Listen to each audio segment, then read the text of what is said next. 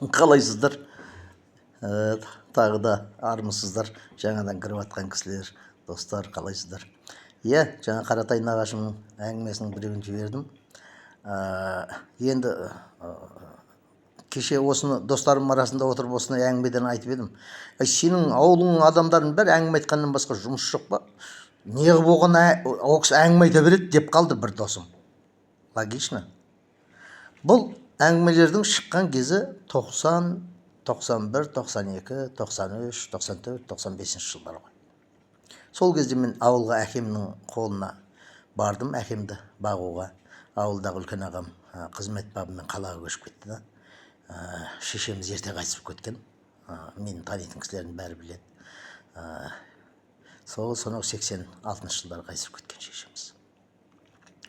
Сол кезде жаңағы халықта жұмыс совхоз тарқап жатыр, халықтың қалаға кеткені біртіндеп кете бастаған, әлі де дұрыс бір нәрсе реттеліп кетер, әлі дұрыс болып кетер, соғыстан кейін де өмір сүріп едік қой дегендер сол жерде әлі отырған, сондай заман ғой. Көпшілігі әлі ауылда қимылдамай отырған кез ғой.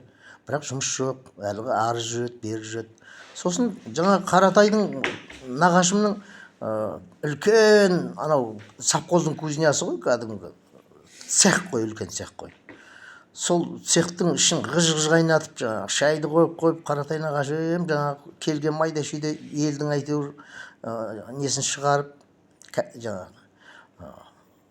тіршілігін істеп беріп, біреудің күрегі сынып келеді, біреудің жаңағы айыры сынып келеді, біреудің көлігінің бір темірі жаңағы майысып келеді, оның орнына қыздырып түзетіп беру керек. Сондай кезде көп айтылған әңгіме ғой бұлар, шыққан әңгіме ғой бұлар. Сосын Қаратай нағашым жақсылап бір әңгімені айтқаннан кейін, анау келгісі келмей үйінде отырған адамның өзі, үйде отырмын ғой, ақыр барып Қаратайдың әңгімесін тыңдап қайтайын да деп, құрдасы бар, сырласы бар, ойнасы бар деп айтайын деп қалдым ғой сәл. Ағайын бар, құда жекжат бар, танитынның бәрі Қаратай көкеме бір келіп кетеді ғой. Мынау тура тикток бар ғой, тиктогыңыз. Ол кезде де тура Қаратай көкемнің тіршілігін қарап тұрсаң, білмеген, бірақ осы тикток сияқты болған ғой.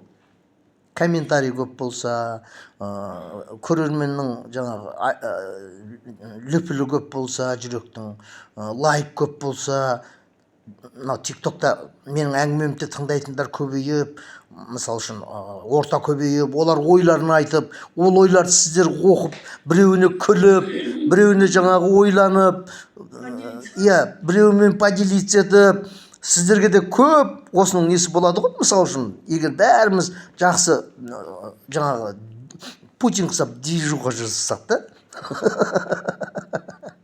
сол кезде Қаратай көкемдер осы комментарийді нені күтіп отырады екен ғой жұрттан. Келген адамдар күліп айтады ғой, әлі жерде Қаратай естіп айтыпсың, Қаратай, Қаратай, бұл өлген ба, әлі бәрін кырласыңдар деген екен Шура көкем. Шура көкемнің әңгімесі ғой. Оны да айтып берейін сіздерге. Айт десеңіздер. Қаратай деп басын шайқайды дейді Шура көкем. Бұл өлген ба, әлі бәріміз кырламыз деген ғой. Давайте. Орыс қой анау, дұрыстап жеткізе алмаған ғой ойын.